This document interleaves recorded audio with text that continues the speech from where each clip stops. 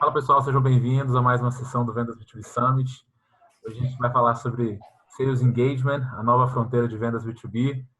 Para ajudar a gente a explorar esse assunto, tem um convidado super especial aqui, Vinícius Mairink, CEO do Reeve, segundo ano consecutivo participando do Vendas B2B Summit.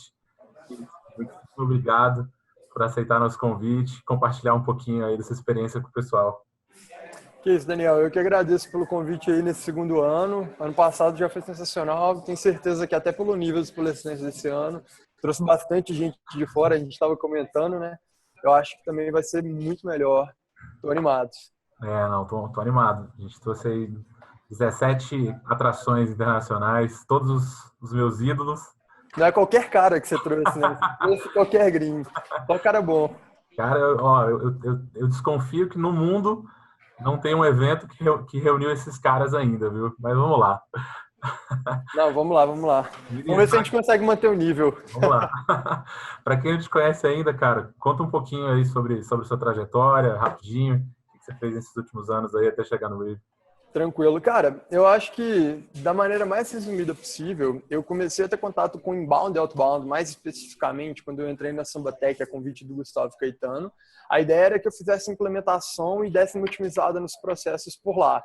Eu acabei tendo a oportunidade, depois de ficar um ano fazendo isso e testando e todo o restante, de ainda ir para a área de produto como gerente de produto lá. Em Product Management, eu acabei unindo mais conhecimentos que eu queria para abrir meu próprio negócio. Eu já tinha participado do Seed, da primeira batch do Seed aqui em Minas Gerais. E na época eu já queria trabalhar com vendas. Eu tinha uma plataforma de ensino adaptativo para vendedor. A gente queria mapear o problema do cara ali dentro do pipeline dele de maneira automática e já direcionar para o conteúdo que ia ajudar ele a resolver aquele problema. Então, eu queria ser o braço direito do gestor. Pois é, complexo também. Aí acabou que não deu muito certo na época. Era muito complexo, a gente ia precisar de muita coisa.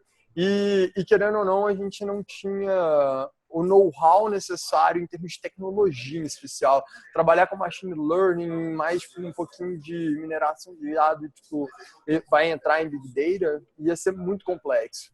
Então a gente deu um step back, eu fui para a Samba, tive lá esses 2 anos de experiência, saí para fundar o Outbound Marketing, muito porque na época que todo mundo ainda falava de inbound, então isso é uns 3 anos atrás, quando o inbound ainda era tipo o rei desse nosso mercado, já tinha muita gente procurando a Samba para entender o que a Samba fazia de outbound e que estava dando tão certo.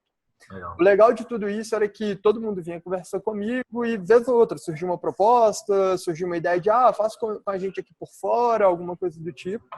E eu sempre fiquei tentado a tentar alguma coisa nesse caminho, mas nunca parei e falei, cara, cabe, né? Dentro do meu escopo de trabalho aqui na Samba, eu vou conseguir gastar mais 5, 6 horas por dia fazendo alguma coisa de verdade para outras pessoas aí fora. E aí foi que comecei a desenvolver uma metodologia, lancei Outbound Marketing. A ideia inicial era ser uma consultoria mesmo, então a gente queria implementar, diagnosticar os problemas, entender como estruturar o processo e depois otimizar ele, né? E aí a gente falava de outbound e inbound, então naturalmente nosso foco sempre foi aumentar, tipo, receita de cliente nosso. Mas o posicionamento em outbound, ele vinha por 2 fatores grandes. O primeiro fator era que a gente era especialista nisso, então eu tinha experiência, provavelmente mais experiência do que boa parte do mercado que estava tentando fazer o que eu fazia como consultoria. Menos um outbound moderno, né? Outbound muita gente faz, né? Mas de uma forma mais Esse moderna. novo modelo, em especial, pouca gente fazia. E acho que um ponto crucial nisso era, a gente tinha o Predictable Revenue aí do Messi e Aaron Ross, mas muita coisa dele não é tão bem aplicada no Brasil. Assim, o livro hoje ele já está datado, ele já é lá de 2011. Todos os conceitos dele são muito importantes, muita coisa permanece, mas até aí o processo evoluiu bastante. Quando eu comecei a fazer Outbound na Samba lá para 2013, 2012, já tinha evoluído um pouco dentro daquilo que a gente tinha lido do Aaron Ross. E o Brasil vivia um cenário completamente diferente. Então a Outbound ela veio com o conceito de, olha, a gente adapta ao cenário real brasileiro. A gente sabe como que é nosso ecossistema, a gente sabe quais são as dificuldades, os obstáculos que a gente enfrenta, quais são as facilidades. E aí, a partir daí, a gente começou a vender serviço. Vendendo serviço, naturalmente, a gente fez um caixa legal e migrou também para ter tipo, uma operação de SaaS. Foi mais ou menos um spin-off. Dentro dos hoje mais de 250 clientes que a gente tem como consultoria, né? a gente começou a entender que existia um gap gigante em termos de tecnologia. Não adiantava só implementar o CRM, ter um processo de BI bem definido, então levantar indicador, etc., porque ainda eu percebia muitas dores. E aí uma das coisas que a gente sempre conversou era, outbound uma hora vai virar tipo a nova fronteira de vendas. Virou, né? Ano passado foi o ano da virada. Então, Acho que assim, vocês foram os primeiros a falar de outbound no Brasil, se usar essa terminologia, né? Pelo menos um dos eu não diria os primeiros, mas acho que a gente foi o que mais conseguiu disseminar ao longo do tempo. Nosso blog é disparado, assim, o blog que mais fala disso no Brasil, provavelmente o maior blog de tráfego tipo, voltado para tipo, processo de outbound. A gente acaba falando muito de vendas em geral, marketing em geral lá dentro, mas a gente tem muita coisa focada em outbound dentro do blog. E naturalmente isso vem também tipo, de tudo que a gente faz de consultoria, da expertise que a gente tem, das experiências que a gente tem com clientes nossos e por aí vai. Então, aproveitando muito disso, a gente lançou o Review, que é uma ferramenta voltada para resolver os principais problemas que a gente estava enfrentando dentro dos nossos clientes e que no final das contas a gente não tinha suporte para resolver dentro do stack de tecnologia que os caras estavam na mão. Então a gente falou, beleza, vamos desenvolver do nosso lado, a gente já sabe que tem demanda, né? Então o Product Market Fit fica facilitado. Maravilha. Você falou aí que a tecnologia veio ajudar os principais problemas que vocês enfrentavam, né? Antes da gente entrar diretamente e falar de Sales Engagement, quais são os principais problemas que vocês hoje veem nos seus clientes ou dentro do ecossistema de quem trabalha com B2B? Então, eu acho que assim, no início a gente já tinha noção de alguns dos problemas. Eu acho que no final das contas, todo mundo se parar para pensar vai chegar nos mesmos problemas assim que enxerga. Você com sua experiência com seus clientes e até mesmo só com as pessoas que você conversa através do networking, sabe disso, né, Daniel? Mas todo mundo que trabalha diretamente com vendas consegue elencar 5 problemas genéricos que você vivencia ou vivenciou de uma ou de outra maneira. A gente trata que, e agora tipo, com volume a gente pode falar que é verdade mesmo, que são contratação, treinamento, organização, tempo e, por fim, escala. Naturalmente, eles são como se fosse uma escadinha. Eu vou enfrentando um problema atrás do outro. Então, vou começar a montar meu time. Eu tenho um problema de contratar. Por quê? Todo mundo sofre, né? Hoje em dia, foda. Infelizmente, é muito difícil. Agora ainda um pouquinho mais. Então, o processo de vendas em geral, e aí aqui a gente já não está falando mais só de outbound, eu tenho um problema que eu não tenho mão de obra qualificada à disposição. Então, as poucas pessoas que são realmente qualificadas dentro do nosso mercado, que ainda é muito pouca gente, a gente acha, como a gente conversa, convive com a gente fala, pô, mas eu conheço gente pra caramba que tá no meio, mas é pouca gente, portanto, que o mercado precisa. Uma A oferta folha é pouca para demanda, exatamente.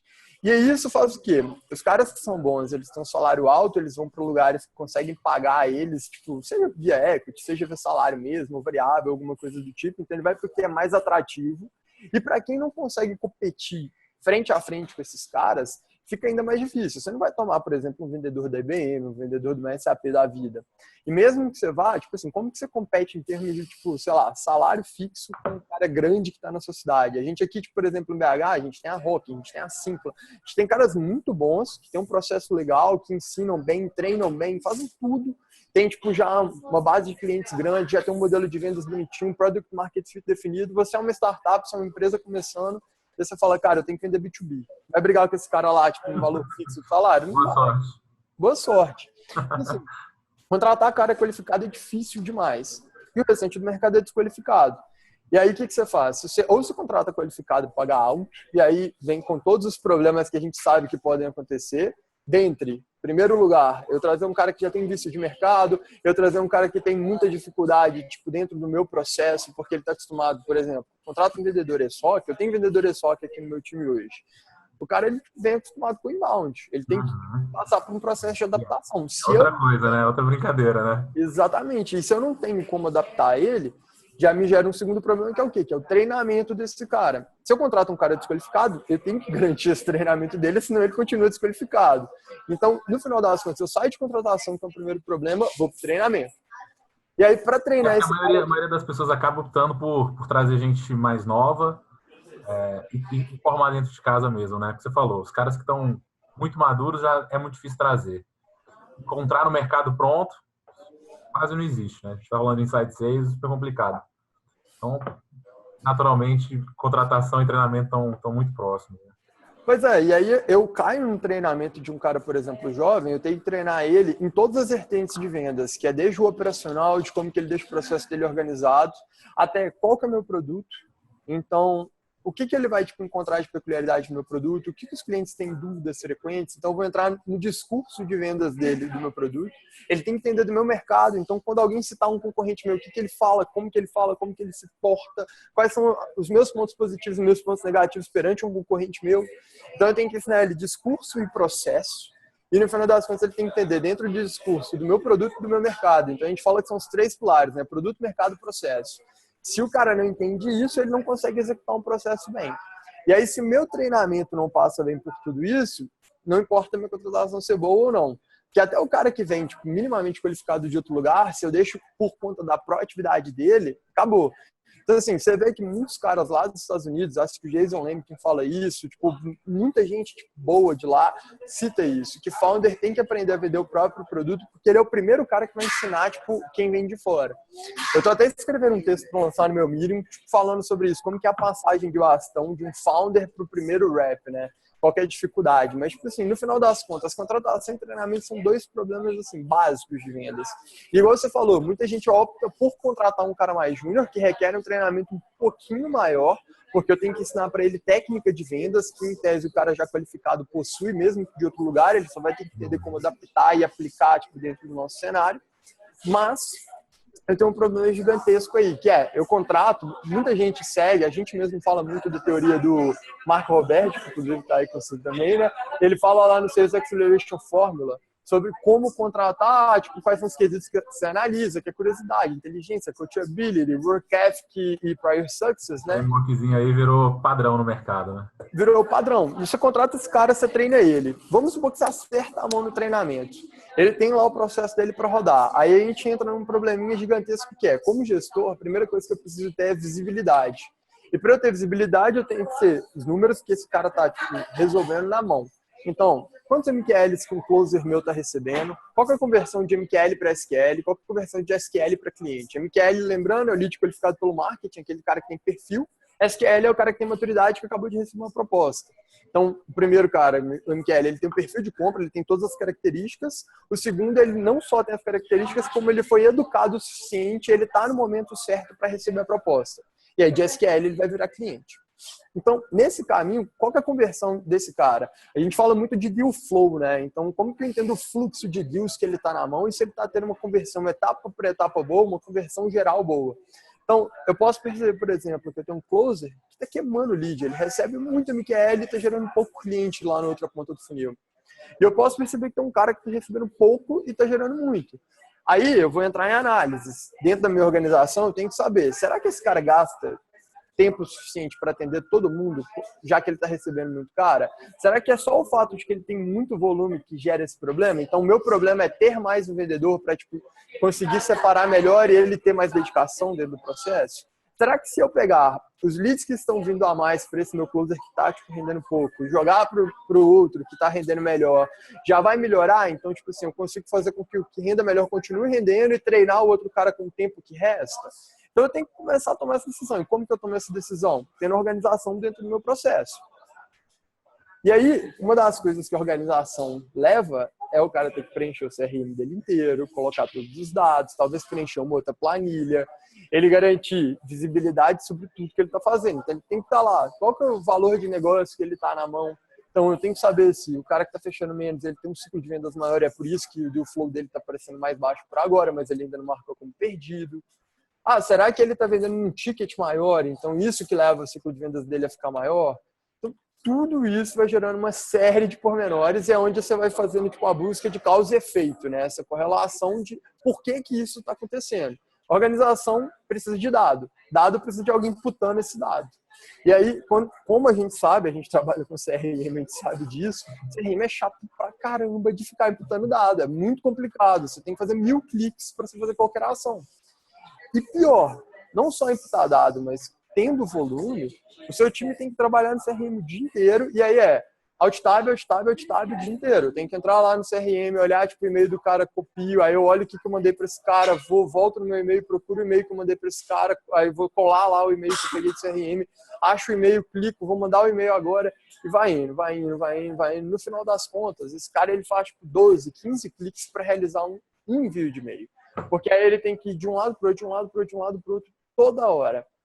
E isso gera o quê? Um desgaste operacional do time. Desgaste operacional leva ao quê? Menos tempo, que é o quarto problema. Então, a gente já falou contratação, treinamento e organização. A gente entra em tempo. Uma coisa muito comum em cliente nosso é a gente resolveu o problema de contratação e treinamento, que o cara tinha um gargalo gigantesco. Na hora que todo mundo começa a operacionalizar, ele fala, mas é só isso? Assim, era só isso para contratar e treinar? Eu conseguia fazer sozinho, era só ter lido isso daqui que vocês me mostraram, não sei o que. A gente fala, calma. Vamos rodar no seu processo, então, uma semaninha, e aí você me fala. No final da semana, o vendedor dele já está chiando, falando, cara, não tem tempo para nada, não tem como fazer. E o tempo, se você está bem organizado, você consegue entender se ele está levando, por exemplo, a falta de tempo, né? É se ela está levando o seu closer a render menos. Então, a gente vai entrar no fato, e isso hoje é um número que a gente já tem tipo, levantado através de pesquisas, que mais ou menos 65% do tempo de um vendedor ele é gasto com atividades não relacionadas a uma venda. Então ele não está ali tipo, mandando um e-mail para um lead, ele não está ali ligando para o lead, conversando com ele, montando um material que é necessário para a venda, ele está simplesmente terminando de colocar informação em algum lugar, está terminando de organizar tipo, o que ele tem que fazer no dia a dia, que é importante, é importantíssimo. Mas no final das contas não gera receita. 65% do tempo gasto de alguém tipo, é voltado para não gerar o resultado final que você espera, tá errado. Ele tem que estar mais tempo buscando gerar valor para você, porque 65% é uma porcentagem alta. Tem que ter ali uns 20, 30% do tempo onde ele está organizando o processo sério, está gerando visibilidade, mas passou disso, é ineficiente. E isso gera também um outro fator. De 3 anos para cá, o número de vendedores tem aumentado dentro das organizações para justificar a ineficiência. A gente tem percebido uma tendência. Então, as equipes percebem que o vendedor ele vende menos, então contratam mais um para repor aquele buraco. O pessoal adora resolver problema com gente, né? E acha que pegar algo que não está funcionando e aumentar a quantidade de pessoas vai resolver o problema de alguma forma, né? E esse é o processo padrão de um gerente cego, né? Ele não sabe que é a ineficiência que está caindo, então ele fala, cara, tem alguma coisa errada. Mas vamos gerar mais lead aqui de um lado e vamos colocar mais um outro cara aqui que a gente vai conseguir vender. E aí ele faz aquela conta padrão, né? Eu acho que quantas vezes a gente não viu um gestor de vendas fazer essa continha de padaria, né? Preciso fechar 60 contas no mês. Cada vendedor meu fecha 10. Então eu vou colocar aqui 6 vendedores. Aí você olha e fala assim, cara, mas dava para aumentar a eficiência. Olha só, a conversão desse cara tá mais baixa, ele tá recebendo muito MQL, olha esse daqui. Aí no final você consegue fazer com que cada um venda 15, ele tem 4 vendedores no time. E a galera não tá tipo, no limite, tá chegando próximo do limite, que é o ideal. Então você fala, cara, 2 caras a menos é pouca coisa para você? Não é. 2 caras a menos gerando mais 15 mil agora. Então, assim, vou colocar mais 2 caras nesse momento, eu tenho budget para isso. Se você tem geração de demanda suficiente ali na parte de marketing, gerando lead suficiente, inbound, outbound, indicação, o que for, sensacional. São mais 10 caras que entram fechando 15 mil. Aí eu deixo de ter 6 caras gerando 60 para 6 caras que geram 90. Então, aumentar a eficiência do time é crucial dentro desse caminho. E isso é uma das coisas que a gente tem percebido, assim, demais, que é um problema tipo, desses nossos clientes. E aí, contratação, treinamento, organização e tempo geram um último problema, que é escala. Então, igual eu falei, é uma escadinha. Contratei o cara certo, não treinei ele bem, ele não rende. Treinei ele bem, ele tem que ter um processo organizado para ele saber o que fazer, como fazer e quando fazer, e para eu saber o que eu posso melhorar e ele saber o que ele pode melhorar dentro daquele processo. Otimização constante, é uma das coisas que a gente fala muito, a lógica do Kaizen, né, que vem lá, muita gente fala lá no Scrum. Mas, além disso, se eu estou bem organizado, geralmente eu estou gastando tempo demais. Então, eu tenho que garantir que o meu tempo ele seja bem aproveitado, a eficiência seja boa do meu processo, senão eu não escalo. Imagina eu ter que gastar 4, 5 vezes para poder ter um time que vende aquilo que eu poderia, tipo, que eu preciso vender. E aí eu tenho que levantar outro round, eu tenho que fazer X, eu tenho que fazer Y, eu tenho que fazer Z. Isso é um problema gigantesco. Só para você ter uma noção, Daniel. Essa equipe não está eficiente. Faz sentido escalar, né? Pois é. Escalar. Pois é, um exemplo, assim, acho que simples. Você pega um cara tipo, grande, que tem tipo, um time grande de vendas aqui no Brasil, vamos supor que esse cara tenha 20 pessoas no time. Vamos pegar esse exemplo que eu dei para você. Vamos supor que você tenha 6 vendedores e eles tipo, poderiam ser 4. A partir do momento que eu escalo meu time para tipo, quase 20 vendedores, então 3 vezes o tamanho de 6 inicial, eu tenho 3 caras que antes vendiam 60 mil, agora 3 vezes o número de caras, né? Então vão dar 18 caras que vendem, tipo, no final das contas, para mim, 180 mil reais, cada um vende 10 mil reais mesmo. Imagina se esses 18 caras vendessem para mim os 15 mil que eu falei lá atrás. Agora vamos imaginar diferente. Quantos caras que eu preciso para vender 180 mil se eu tenho caras vendendo 15 mil? Olha tipo, o valor de economia que eu tenho no final do mês e olha o tanto que para o nosso modelo de SaaS, onde no final das contas acho que aquela lógica de economia de recurso escasso que tem que ser bem alocado, ela é muito forte porque eu tenho tipo, ele produto que precisa evoluir, eu tenho customer success que precisa tipo, atender bem meu cliente para tipo, evitar que o meu churn suba, eu tenho meu marketing que eu posso investir em XYZ ações para aumentar a geração de demanda ou fazer tipo, uma ação legal, tipo, que vai trazer, tipo, por exemplo, mais autoridade para o meu nome ou alguma coisa do tipo. Meu time financeiro que está precisando de dar tipo, realmente os reforços melhores para conseguir investidores melhores. Tem 1 bilhão de lugares em que eu posso investir essa grana. Tem um custo de aquisição baixo, né? Pois é.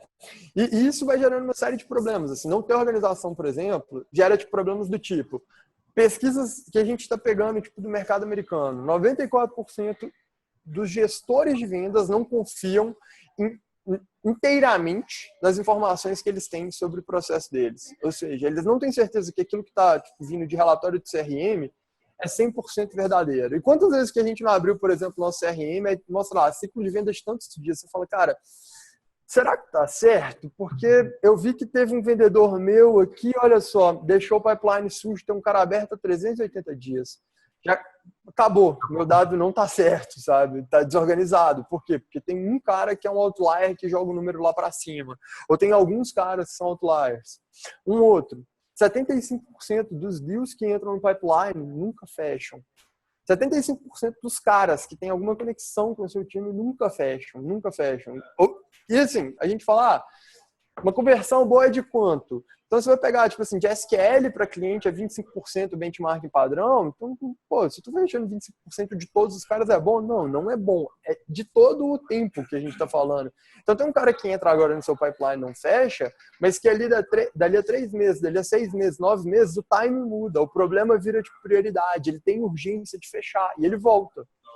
O que quer dizer nesse caso é que a organização do processo de todos esses caras que estão respondendo essas pesquisas, ela é tão ruim que o cara, ele tipo, passa por aquele pessoal ali, prospectou, ele esquece daquele pessoal. Se voltar, se retomar, é por conta do lead.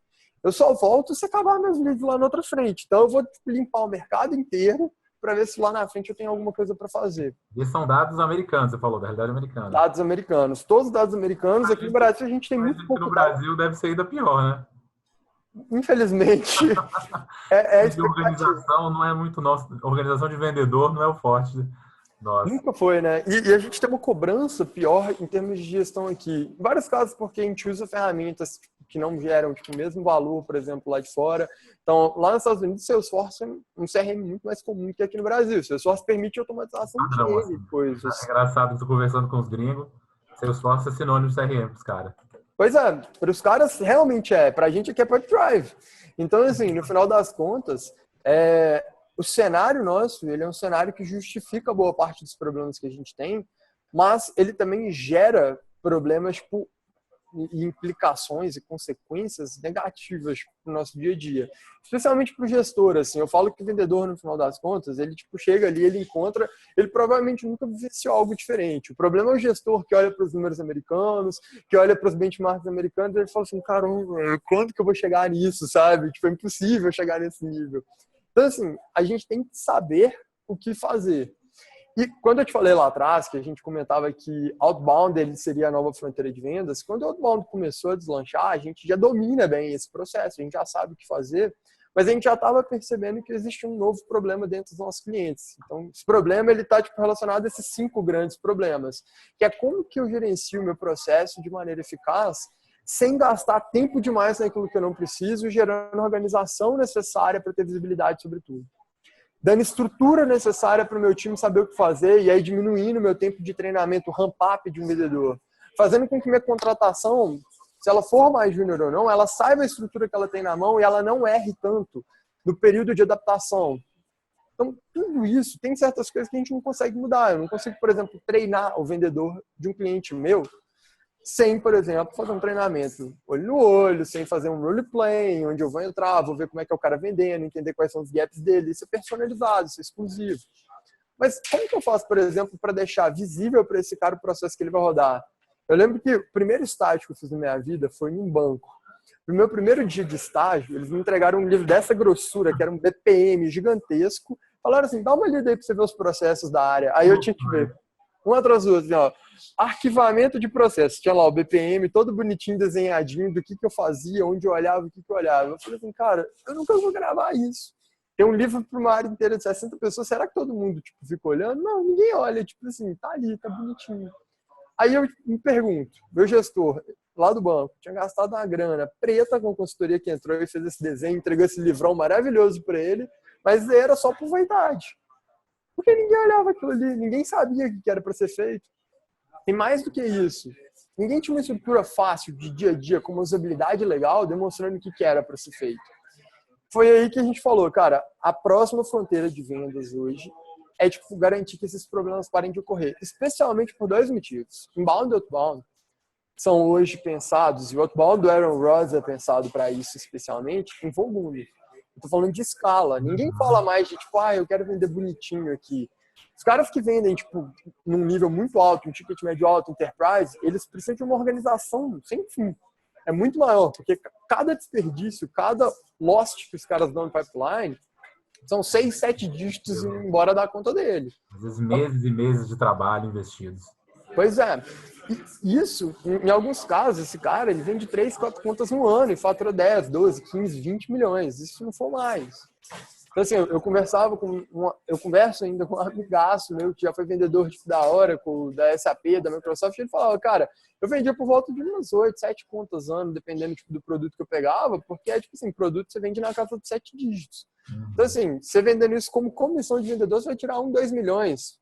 Brincadeira, sabe? É um outro jogo, né, cara? É um outro jogo. O Denis, da SAP, a sessão dele é como venda como um projeto e não como um processo. É uma outra lógica que os caras fazem. Cada cliente é um projeto de meses e meses e meses. Não é disso que a gente está falando aqui, né? Isso é um pouco do que eu tenho na minha consultoria. Naturalmente, como consultoria aqui, a gente tem que entender como vender o projeto.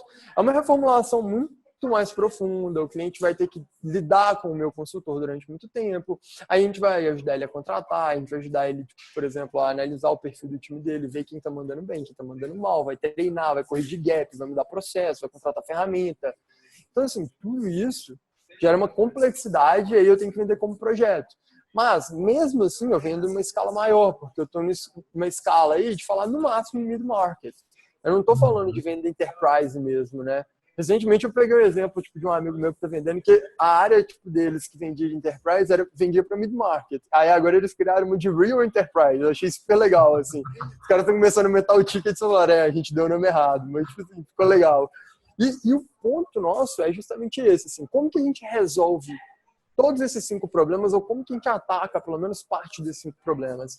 Não tem uma solução única que eu falo, tipo, vem cá e faz isso daqui que vai resolver. Clica aqui, compra essa ferramenta, não é assim, né? E isso daí, tipo, não acontece. Não tem porquê a gente ser charlatão e falar, tipo, umas coisas desse tipo. Não existe uma ferramenta que resolve um processo inteiro. O CRM ele não resolve o processo inteiro. Ele te ajuda a entender o seu processo e organizar o seu processo, só. Mas ele também gera, tipo, N complexidades, N problemas, dentre eles organização e tempo. Mas beleza. E como é que a gente resolve, Vinícius?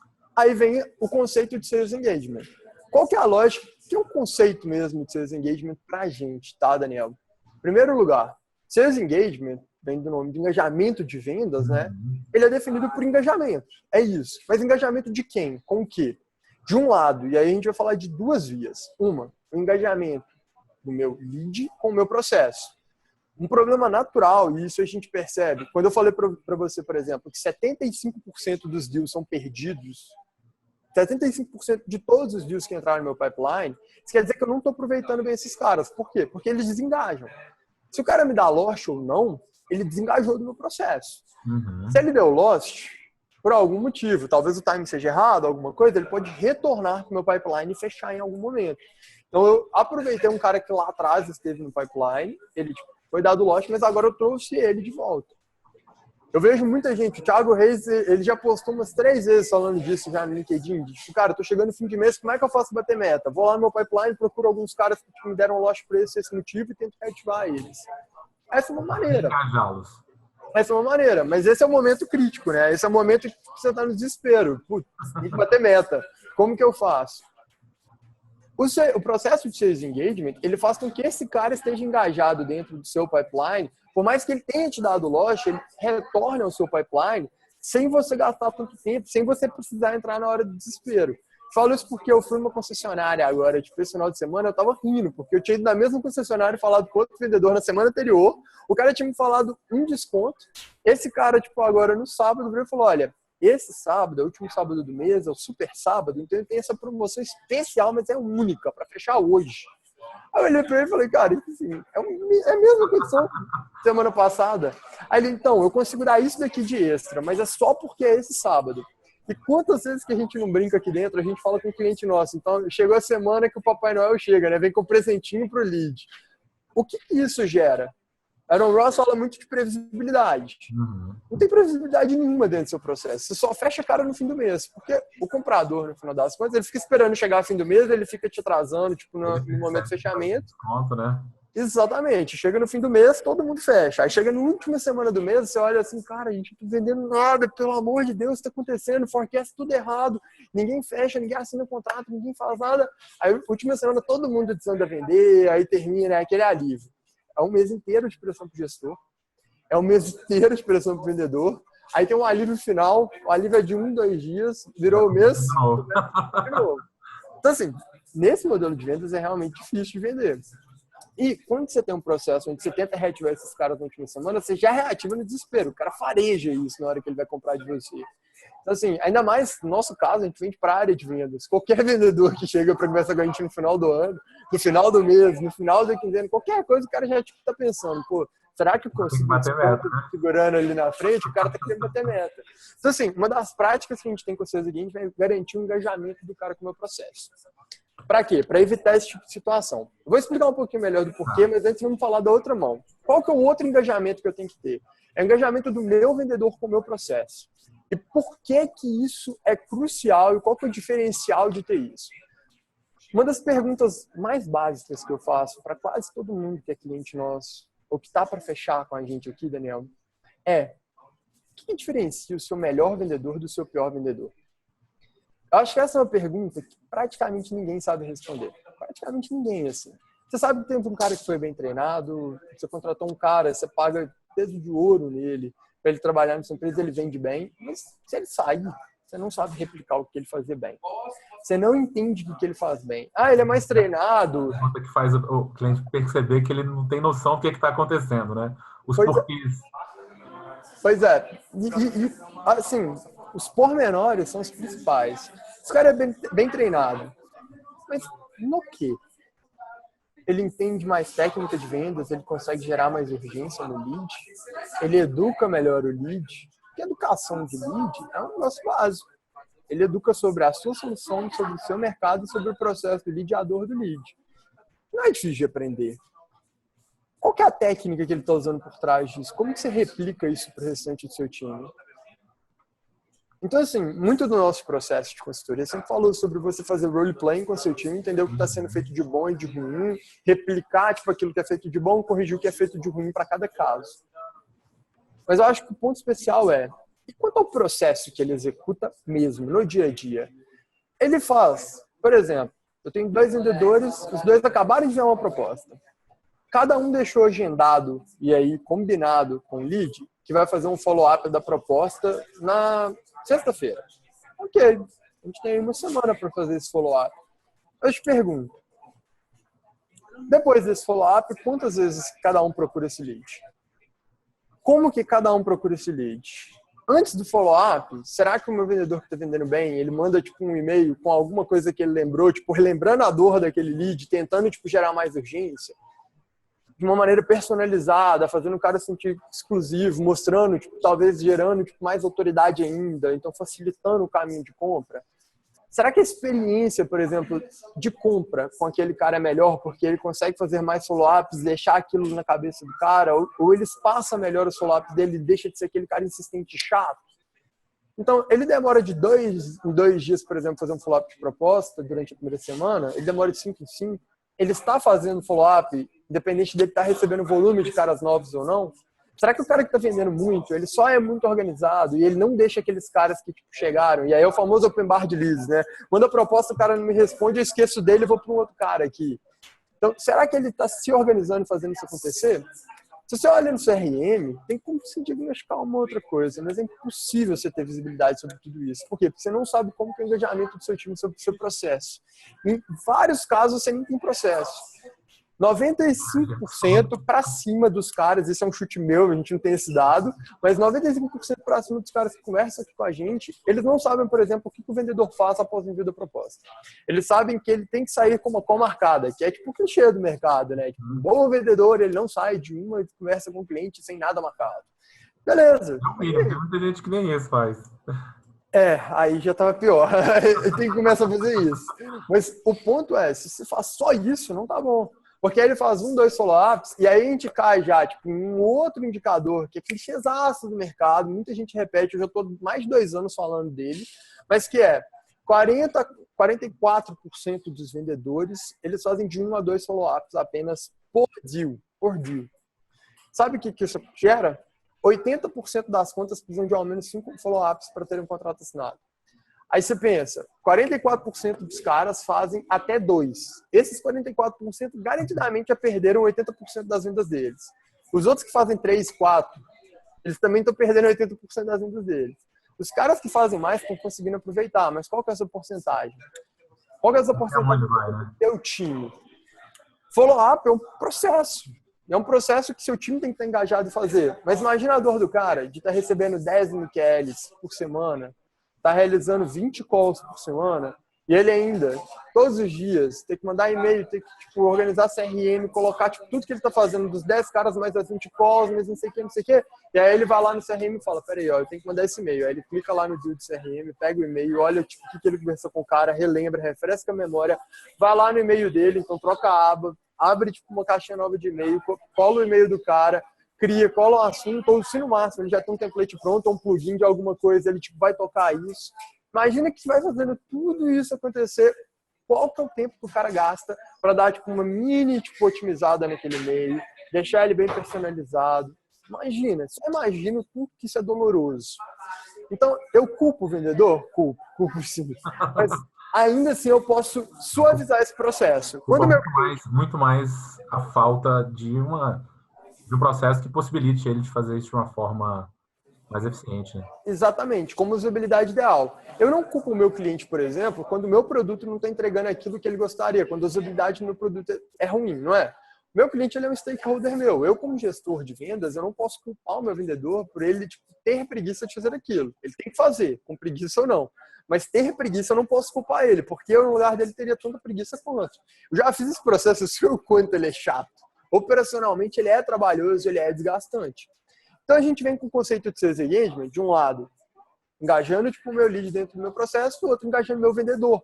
Porque também enxergando ele como cliente, onde precisa ter usabilidade do processo para ele se engajar da mesma forma que o lead, né? E o principal, Daniel, se eu contrato um cara e treino ele de maneira igual e ele não roda o mesmo processo, eu perco aquela lógica padrão de ter otimização em escala, de ter ganho em escala dentro do meu processo. Então, se eu tenho 2 caras que foram treinados igualmente e coloco eles para fazerem calls e rodar o processo pipeline deles bonitinho, cada um faz do seu jeito. E aí eu viro e falo, galera, vamos mudar isso no discurso. Aí mudou, eu falo, olha, aquele cara que está fazendo isso no discurso, ele está convertendo 20% a mais. Aí todo mundo muda, não muda nada. Ou muda 5%. Eu falo, pô, era para ser 20% a mais, tá todo mundo fazendo tudo igual. Não tá. O pipeline tá completamente diferente. Eles estão com o mesmo discurso, eles têm o mesmo treinamento, mas o pipeline dos caras é desenvolvido de maneira diferente. Então eu não consigo entender o que um faz de melhor que o outro. Eu não consigo replicar o que um faz de melhor do que o outro. Então, acabou. Minha visibilidade, ela vai pro lixo a partir do momento que eu reconheço isso. E aí a gente tem 3 regrinhas básicas para você começar um processo de sales engagement legal. Primeira regra delas, e aí eu tenho que falar isso de maneira mais clara possível, é gerar valor. Gerar valor é uma regra básica de sales engagement. Por quê? Porque o maior erro de quem começa a fazer sales engagement é se tornar repetitivo e chato demais. Quando a gente falava de outbound... caixinha, né? Quando a gente falava de outbound há 3 anos atrás, o pessoal de inbound vinha falar assim: outbound é chato, outbound é spam, nunca pedi para receber esse e-mail, então por que eu vou ficar mandando? Sempre teve o pessoal que criticava por isso. Os números falam por si só: outbound funciona, então eu vou fazer. Pô, não tem discussão. O problema é que quando você estrutura um processo bem montado, você passa a ter muita gente fazendo muito volume de atividade. E quanto mais volume de atividade você tem mal feito, pior é. Porque mais incomoda o outro lado. Então, assim, no final das contas, gerar valor, aquela lógica da venda consultiva, em que eu vou conectar com alguém, vou contactar alguém procurando sempre ajudar, é necessário. Mandei proposta, fico fazendo follow-up só de proposta padrão, é chato pra caramba. Se o cara não alinhou contigo uma data, se ele tá desengajando, se ele tá fazendo qualquer coisa, você mandar, e aí? E a proposta? Tem resposta? Não vai ajudar em nada, vai fazer você parecer um chato que está desesperado para fechar. Como que você gera valor nessa hora? Qual que era o caminho de compra? Se você qualificou bem o cara, você entende qual que é o caminho, quais são os passos que ele toma depois de receber a proposta.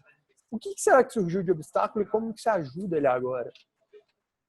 Então, assim, ao longo de todo o processo, desde quando eu estou prospectando em outbound, desde quando eu estou atendendo um cara em inbound, então, tipo, levantou a mão, fazer o atendimento, eu tenho que gerar valor. Sales engagement é necessário você gerar valor em todos os touchpoints que você tem.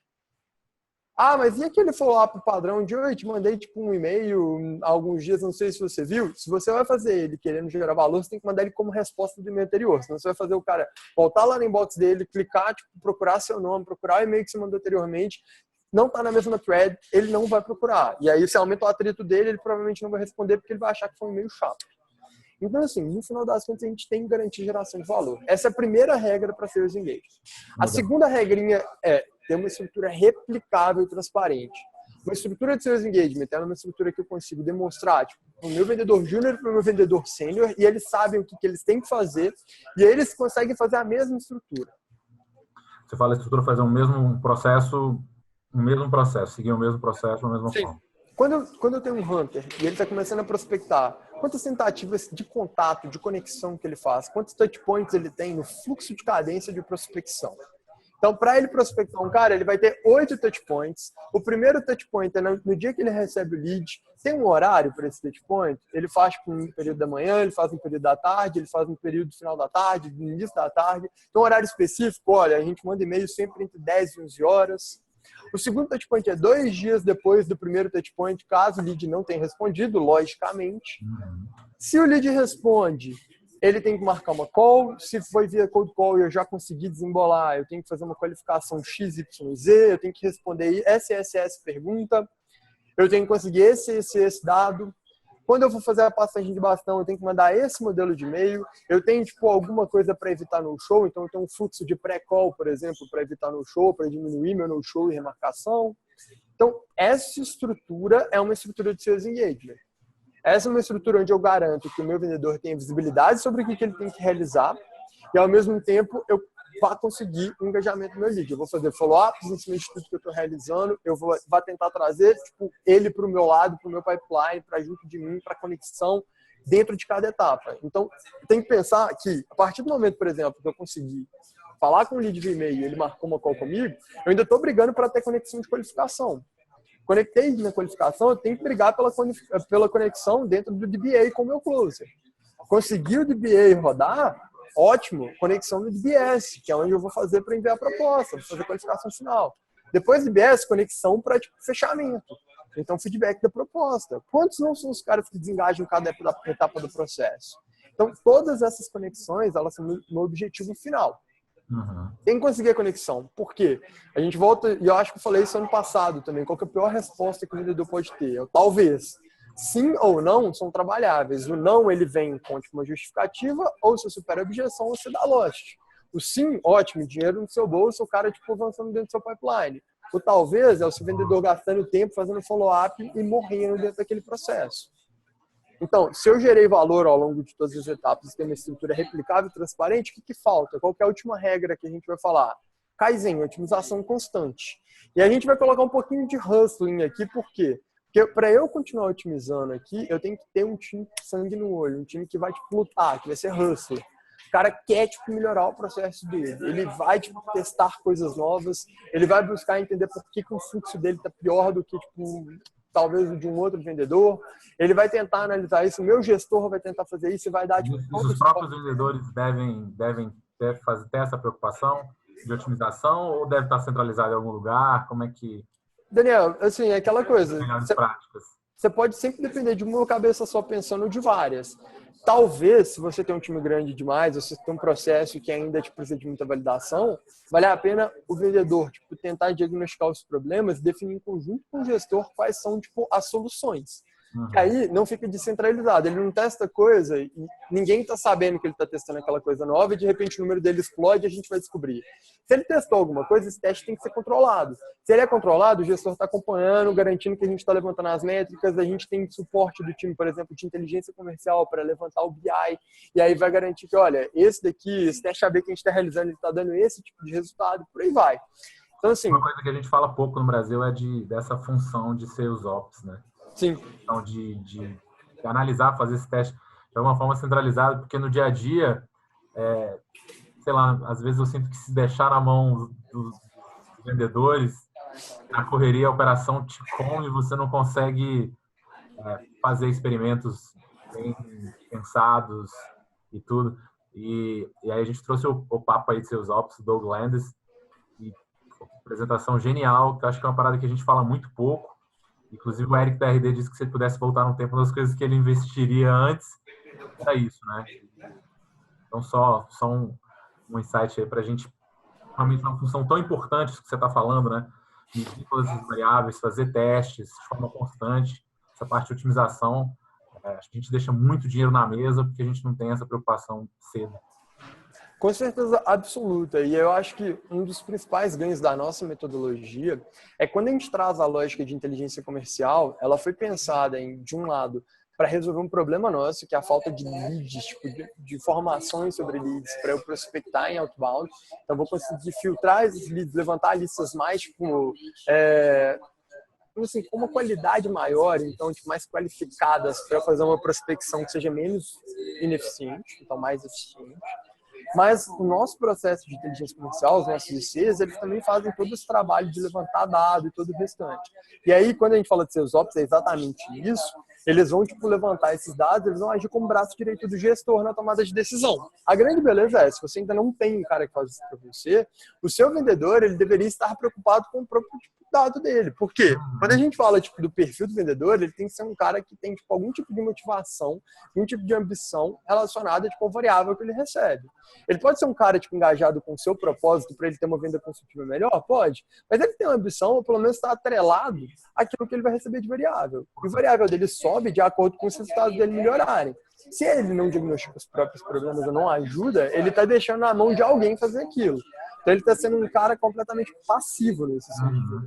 A nossa cultura interna e o que a gente tenta fomentar em cliente nosso são de vendedores que são proativos. Eles, pelo menos, eles falam assim, cara, tô vendo que eu tô com um fluxo que tá muito pior aqui, seja, sei lá, o meu fluxo de DBA, ele tá muito pior do que o restante do pessoal. Eu tô tomando mais no show, eu tô, enviando, uma champion letter depois do meu DBA não tá ficando legal, não tô tendo, muito engajamento, meu DBS eu tomo no show. Tem uma série de coisas que eu posso analisar. Ele analisa, leva isso pro gestor e aí, dentro do nosso coaching, ele vai, entender, olha, esse meu dado aqui tá ruim, ou o próprio gestor vai trazer pro coaching e falar, você tá vendo que esse dado tá ruim? Você concorda? Putz, concordo, tá ruim mesmo. Então, como é que a gente melhora?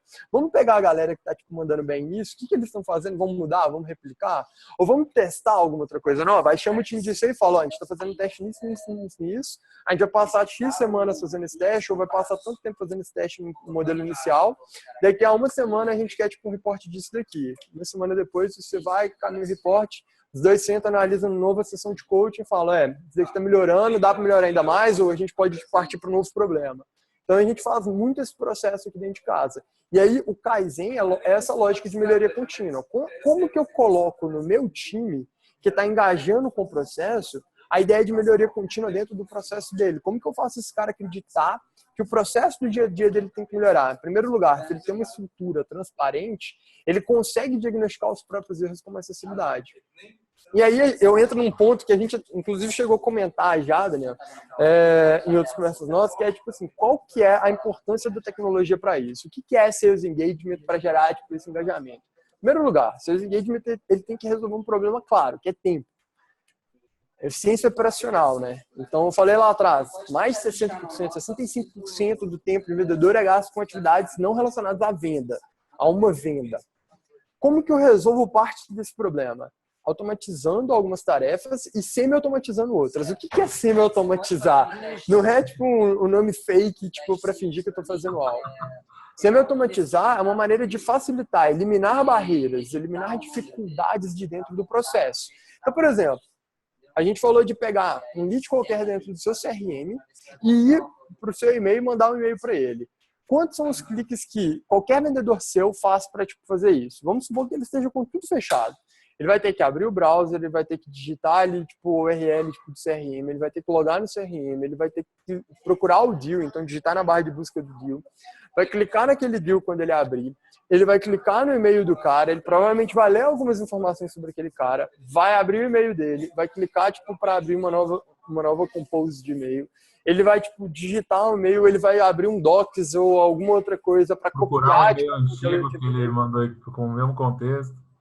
Fica no mínimo de 12 a 15 cliques se eu tirar a parte de abrir browser e o básico. Vamos supor que ele já esteja com tudo aberto. Se ele tivesse que transitar entre cada uma, são 3 cliques só de transição de aba. Só isso, 3 cliques. Mais o tempo dele clicar em tudo que está ali dentro. Se você tem uma ferramenta que centraliza esse operacional do seu vendedor, imagina, por exemplo, que ele está ali na ferramenta, ele clicou no cara, clicou na busca, abriu o cara com o histórico inteiro dele, ele consegue tipo, clicar e enviar um e-mail na hora. Aí na hora que ele clica, ele consegue escolher templates de e-mail que ele já tem ali. Eu reduzo de 12, 15, 20 cliques para 4, 5, 6 cliques. Todas as informações reunidas em um só lugar. Já é uma maneira. Outra, eu tenho um fluxo. O fluxo é gigantesco. Como é que o seu cara gerencia isso? Ele sabe que de 2 em 2 dias ele tem que realizar tipo, esse tipo de ação nessa etapa aqui. Então, tem lá uma etapa no meu pipeline, ela tá aqui bonitinha, eu tenho vários views nela, tá me mostrando ali quem tá em atraso, quem tá tipo, com atividade agendada pro dia, etc. Aí ele entra, olha quem tá com atividade agendada pro dia, clica, olha o telefone, vai, pega o telefone e liga, ou abre o sistema de VoIP e liga. Aí ele ligou, ele vai, volta lá no CRM, fica digitando, aí marca a atividade como feita no CRM, agenda uma próxima atividade, aí ele cria, aí tem que agendar para dele a 2 dias, se ele atrasou ele tem que olhar, ele vai fazer daqui a 2 dias só, como é que vai ser, e por aí vai. Quando que é a última atividade? Como que ele confere quantas atividades que ele fez? Ele tem que ir lá olhar no histórico de todas as atividades que foram feitas, ele olha a última, aí ele vira e fala, peraí, eu fiz a 7ª atividade, agora a 8ª é a última que eu estou agendando, aí olha só o tanto que é complexo. Acabou o tempo. Acabou. Imagina que ele vai, cria ali o fluxo dele e fala, nessa etapa aqui, nesse momento, eu tenho um e-mail, 2 dias depois eu tenho uma ligação, 3 dias depois eu tenho outro e-mail, 4 dias depois eu tenho que estar falando no LinkedIn, um dia depois eu falar. Isso, lógico, um dia depois da ação anterior. Uhum. Ele faz isso. Ele já tem ali uma estrutura montadinha, ele sabe o que ele tem que fazer. Uma ferramenta de Sales Engagement vai te ajudar como? Ela gera as atividades de maneira automática. Então, eu sei o que eu tenho que fazer, ou a própria ferramenta tipo, automatiza completamente isso. Então, um lead, todas as atividades já são programadas. Exatamente. E elas são programadas, elas são demonstradas quando tem que ser demonstradas. Então, o meu vendedor, por exemplo, hoje, ele abre ali a ferramenta de Sales Engagement dele, ele sabe todas as atividades do dia dele que ele tem para realizar. Ele tem que preocupar com a atividade futura? Não tem que preocupar com a atividade futura. Ele não precisa preocupar. Ele mata as atividades do dia e se ele tiver algum em atraso, ele tem que preocupar com as em atraso. Só. E acho que os vendedores perdem muito tempo também naquela assim, agora eu preciso fazer alguma coisa. Para quem eu vou ligar? Para quem eu vou mandar e-mail? Como priorizar? E a maioria das vezes é feito de forma mais intuitiva do que com qualquer critério lógico. Tiver uma ferramenta que organize para você e fala, agora você vai fazer isso. Agora você vai fazer isso. Agora você vai fazer isso. Agora imagina que você tem 10 caras para você realizar a atividade. Aí tem lá os 10 caras, a ferramenta mostra isso. Aí você tem que clicar em cada um, abrir e olhar cada um deles para aí você priorizar a ordem. Também é complicado. E aí a gente entra em um ponto que é, o meu vendedor, ele perde muito tempo tendo que ir realizar a atividade, depois voltar a marcá-la como concluída e por aí vai. Ele perde muito tempo para marcar uma atividade como feita. Imagina essa lógica do e-mail, ele ainda tendo que voltar no CRM, marcando ela como feita e criando uma nova. Uma ferramenta de Sales Engagement marca a atividade como feita automaticamente e a nova já vai aparecer para ele no dia que estava definido, caso aquele lead não responda e-mail, caso aquela ligação não tenha resultado em uma conversão, e aí eu vou marcar que ela resultou em conversão. E aí o que acontece? Ele passa para o próximo fluxo. Então eu sei que esse lead aqui que foi qualificado aqui, eu consegui a conexão dele na prospecção, agora eu vou fazer uma call com ele, então ele tem um próximo fluxo de call. Ele não apareceu na call, deu no show, eu tenho um fluxo de follow-up para no show. Ah, ele passou, eu tenho um fluxo de apresentação para o meu closer. Meu closer fez o DBA, ele tem um fluxo de champion letter. Ele não chegou no DBS, fluxo de follow-up. E aí o melhor de tudo, putz, cara, mas follow-up, imagina eu ter, 75% dos caras não fecham hoje. Vamos supor que 100 caras caem na mão do meu vendedor. Imagina que eu tenho 75 caras que não fecharam follow-up. Como é que ele dá conta desse volume? Existe um negócio que a gente... Né? Já acaba perdendo muita coisa. E desprioriza, né? Tipo assim, no final das contas, a partir do 8º, 10º follow-up, 1% dos caras são recuperados. Mas se você chegou até ali e o cara tinha interesse, talvez seja melhor automatizar. Então a gente faz o que a gente chama de fallback automatizado. Então eu tenho um fluxo ali que é semi-automatizado, onde eu personalizo muita coisa na hora de enviar, ele cria atividade, eu simplesmente personalizo o e-mail e dou um enviar. Mas eu tenho um fallback automatizado que é, pô, esse cara me deu num show, sei lá, no DBS. Vou fazer ali 4, 5, 6 touchpoints completamente personalizados de acordo com o que eu conversei com aquele lead e a partir dali, morreu.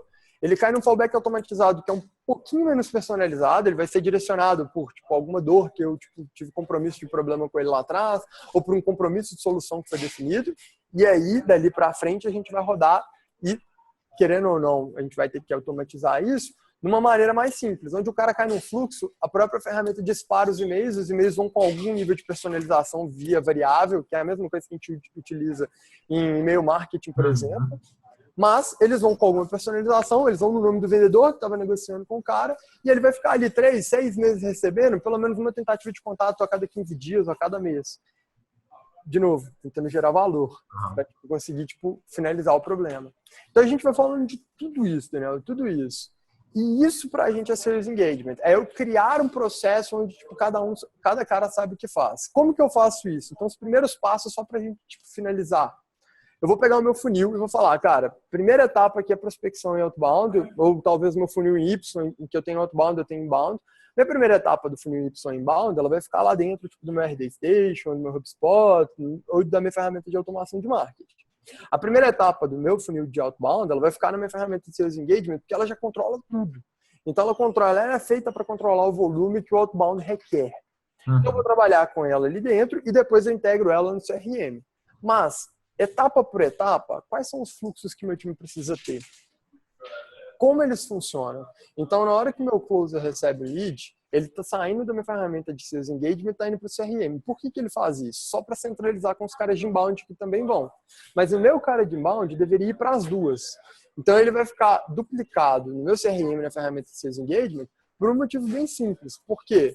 Quando o cara converte, eu tenho até 5 a 10 minutos para falar com ele. Se eu não falei com ele, o que o meu vendedor está fazendo? Ele faz quantas tentativas de follow-up para um cara que levantou a mão?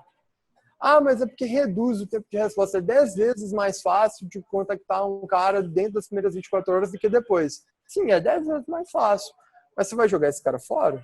Eu não vou. Se você quiser, manda para mim, então. No final das contas, a gente vai trabalhar com a ferramenta de Sales Engagement criando os fluxos etapa por etapa. Então, eu tenho um fluxo de prospecção, eu tenho um fluxo para o cara que eu vou fazer retomada lá na frente, que ele não respondeu meu fluxo de prospecção, então em 3 meses eu vou recuperar ele, meu time de C, os Ops, vai analisar quem são esses caras, vai devolver para o time de outbound e falar, ó, esses caras aqui colocam nesse fluxo de retomada. E aí isso vira gordura para mim. Eu vou ter o outro cara ali que é de apresentação, então um fluxo que pode ter um e-mail, um fluxo de apresentação. Fez a apresentação, meu closer vai e responde com o modelo dele. E aí a gente garante que tem uma passagem de bastão um pouquinho mais suave, que eu consiga passar a autoridade que o Hunter gerou para o closer e por aí vai. Rapport contínuo. Aí meu closer, ele tem ali um fluxo de pré-DBA, onde ele vai encaminhar alguma informação que ele queira abordar no DBA, alguma coisa que vai ajudar o cara a entender aquilo que ele vai falar no DBA.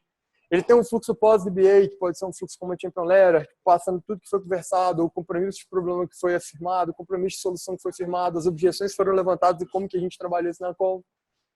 Aí ele vai fazer envio de proposta, tem um fluxo de envio de proposta, ele tem um fluxo de follow-up de proposta. Em qualquer momento do meu funil onde o cara desengaja, eu tenho um fluxo de follow-up. Eu tenho um fluxo contínuo. E isso garante para mim que eu tenha a estrutura replicável e transparente que eu preciso, que o meu vendedor entenda isso e que ele engaje no processo e que eu engaje todos os meus leads. E aí a coisa mais bonita disso, eu consigo começar a brincar. A gente está começando a brincar disso agora. Ter o timing correto para falar com os caras. Eu acho que assim, isso é um ponto que eu deixei para falar no final porque eu acho que é um bônus. Assim.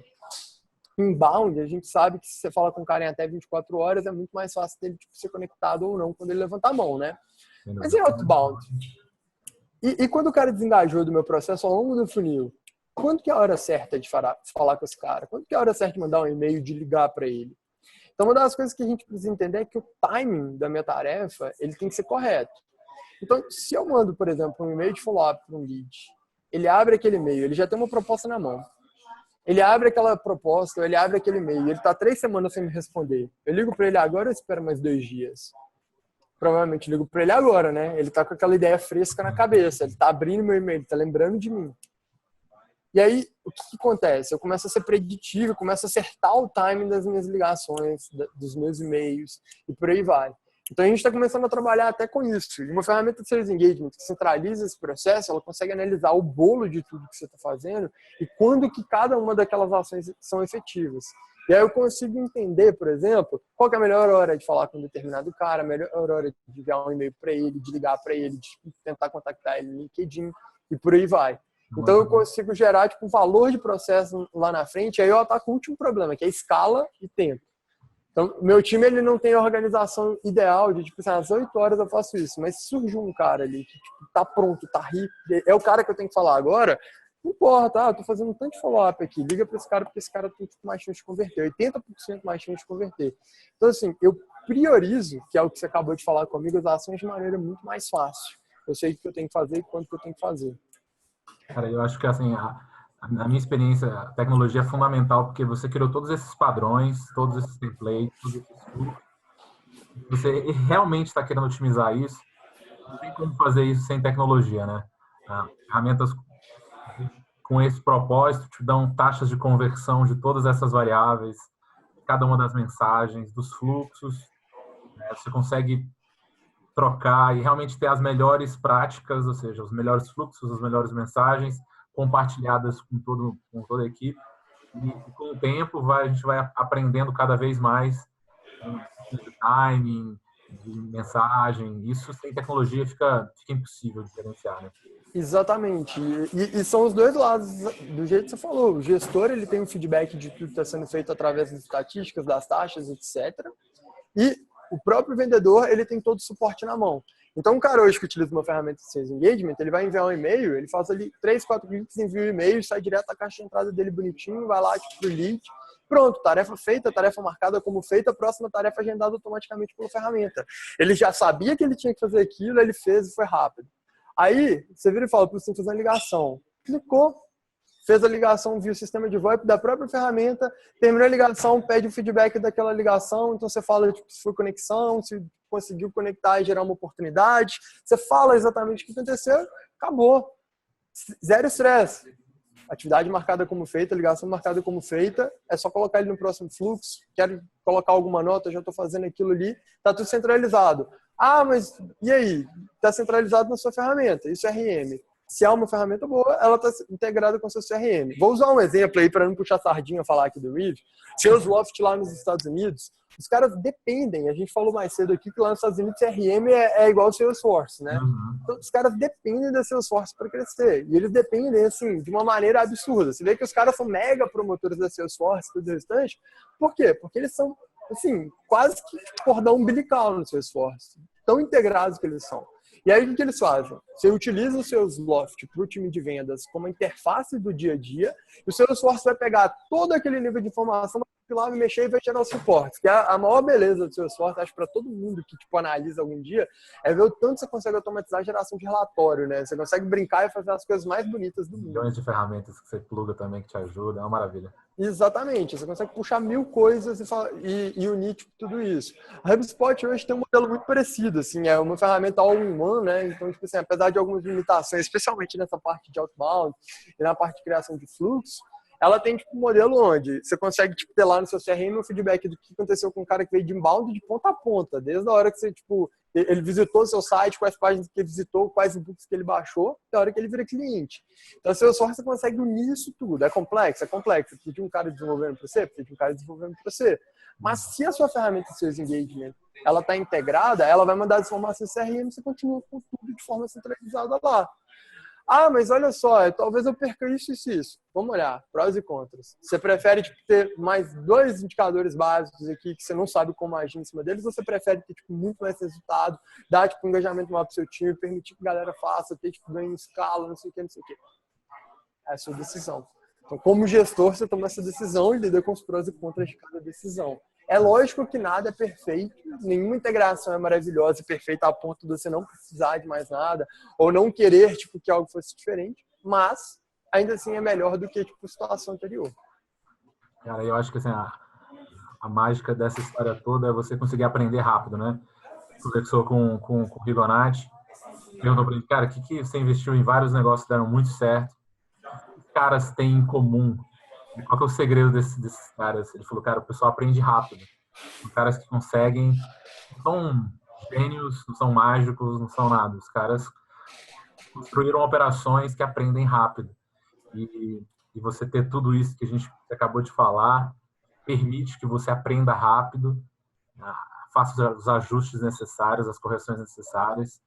Que hoje essa ciência, essa venda moderna como ciência, é isso, a gente ter todas essas variáveis medidas, acompanhadas, a gente conseguir fazer testes e utilizando isso e aprendendo, porque não tem resposta certa, né? Então, a gente precisa colocar essa operação rodando e aprender com as interações que a gente tem com o mercado. Pois é, eu acho que assim, o maior valor que a gente gera em qualquer contrato que a gente fecha do nosso lado, seja como IVA, como outbound, Daniel, é muito pensado nisso. Assim, em vários casos, os gestores eles estão cegos. Em alguns casos, eles não estão cegos, mas eles estão tipo, meio cegos. Então, eles têm acesso a uma série de indicadores, mas eles não conseguem tipo, fazer a relação correta entre os indicadores porque falta uma ou outra peça naquele quebra-cabeça. E quando você está olhando lá do alto, você fala assim, caramba, tem tanta coisa para olhar, fica difícil de você entender o que está faltando. Fica difícil de você, tipo, ter aquela parte ali falando, cara, é isso daqui que está faltando, tá tudo bagunçado. Então, quando você organiza, tipo, deixa as peças tudo bonitinhas, você começa a montar o quebra-cabeça e fala, falta uma peça aqui, outra aqui, deixa eu buscar elas e colocar elas tipo, no lugar certo.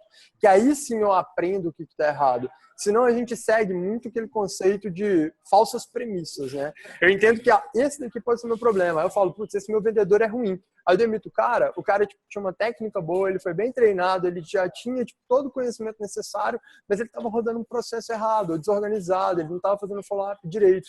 Então a cobrança correta teria feito com que esse cara tipo, rendesse mais. E aí não só o custo de demitir alguém, mas o custo, tipo, trade-off, de tempo para contratar alguém, trazer um cara novo, treinar esse cara novo, colocar para rodar, me gera uma série de problemas. Então, a gente tem tido isso muito, assim, muito claro tipo, dentro do nosso processo. E Sales Engagement, para mim, é exatamente garantir que o processo que eu desenho, garantindo que o meu processo seja bom, e aí eu, como gestor, eu coloco minha mão no fogo por isso, o processo que eu desenho ele vai ser seguido.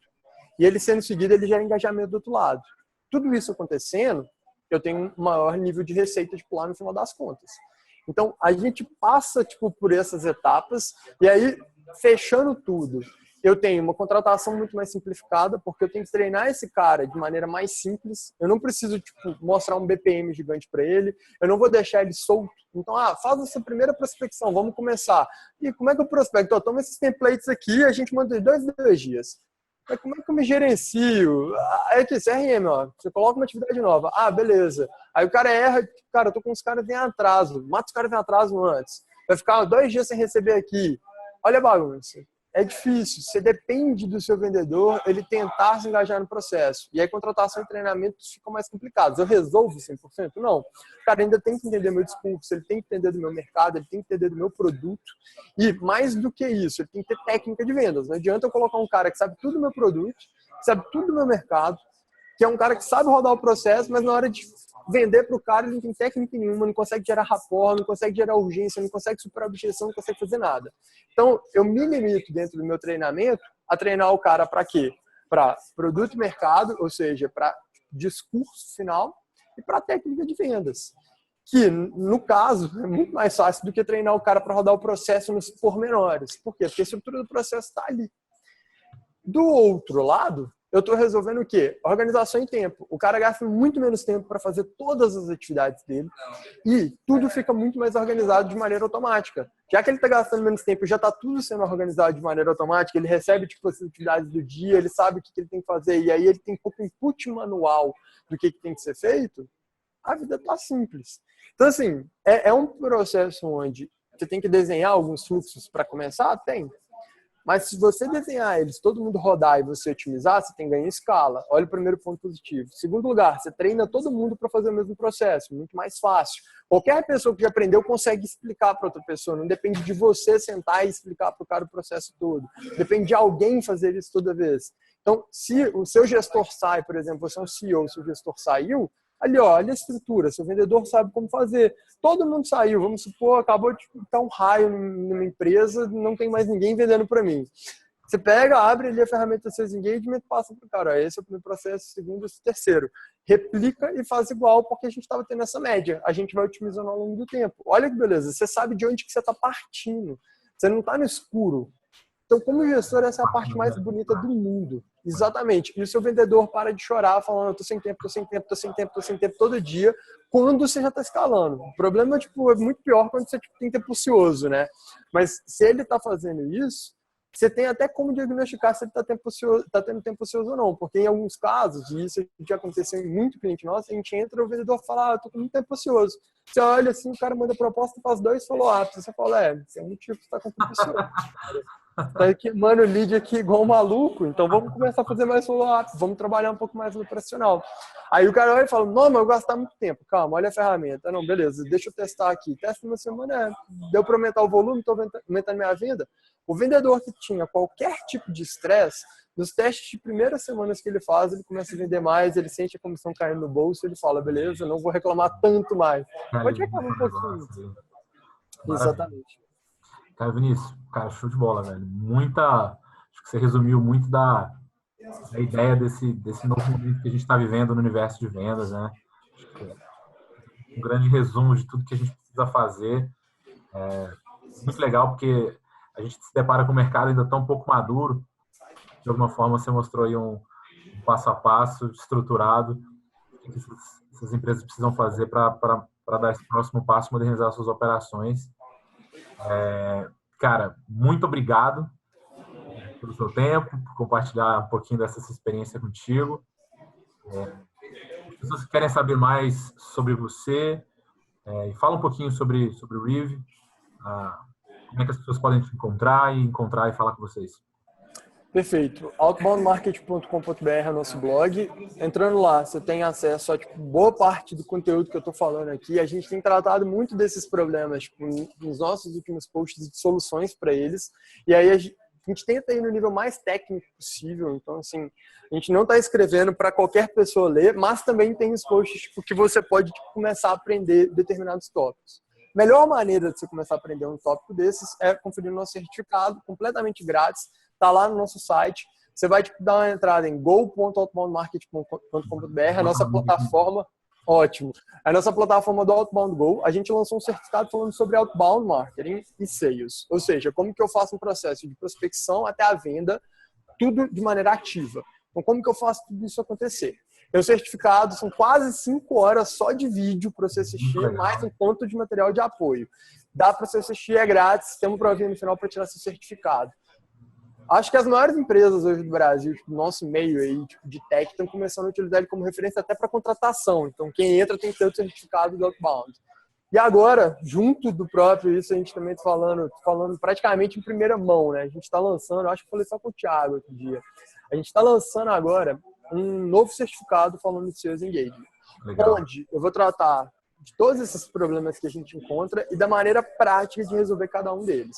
Então, como que você constrói seus fluxos, quais são os tipos de fluxos que a gente tem, cada etapa, como que eu vou fazer, quais são as boas práticas para construir um fluxo de prospecção, um fluxo de envio de proposta, um fluxo pré-call, um fluxo de qualificação, um fluxo de recuperação, de retomada, de todo tipo de fluxo a gente vai tratar lá dentro. E aí, você vai conseguir aprender a fazer isso. Quanto que eu faço ligação, quanto que eu faço tipo, envio de e-mail, a gente tenta, é lógico, de maneira genérica, a gente está falando com um público gigantesco, a gente tem tipo, mais de 1 milhão de acessos hoje no blog, então não tem como eu falar disso para uma outra pessoa específica. Para isso, a gente tem a consultoria, que é a Outbound Marketing, você pode contratar, que a gente faz todo esse processo em conjunto com você, com seu time, com seu gestor. E se você precisa de fazer alguma coisa relacionada a Sales Engagement, igual você falou, Daniel, você precisa de uma tecnologia. E uma delas hoje é o Reeve. Então, ela foi feita pensando no mercado brasileiro, nas nossas dificuldades, no nosso cenário, no que a gente tem em mãos, mas ela, com certeza, é a melhor tecnologia que você encontra hoje, provavelmente, tipo, um sentido mais amplo. Por quê?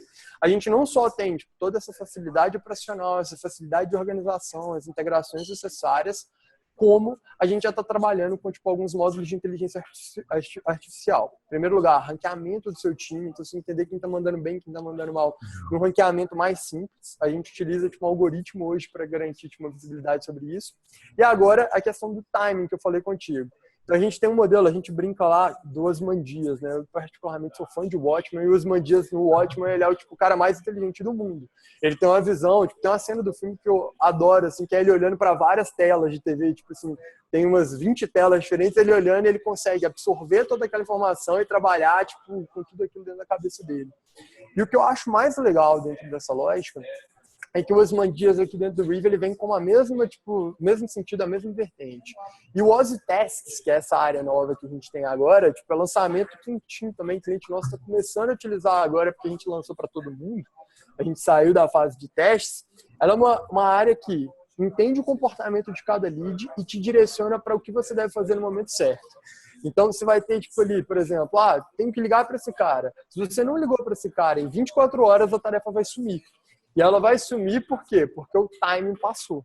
Então, esse cara não está mais no timing correto. Nosso time está começando a recuperar, cara. Você estava 3 meses perdidos, algumas coisas que antes da gente entrar em modelo de retomada ou de recuperação, a gente está conseguindo falar com esses caras graças a esse modelo preditivo de, tipo, quando e como falar com esses caras. Então, já é uma maneira de você aproveitar, vem conhecer o Reeve, conversa com o nosso time, assiste uma demo, dá um feedback. Depois pode mandar para mim, inclusive. Fico sempre feliz de receber esse tipo de feedback. Valeu, Vinícius. Cara, muitíssimo obrigado pela parceria e até o ano que vem. Até ano que vem, cara. Valeu. Muito obrigado aí pelo convite e abração, pessoal. Tchau, tchau. Tchau, tchau.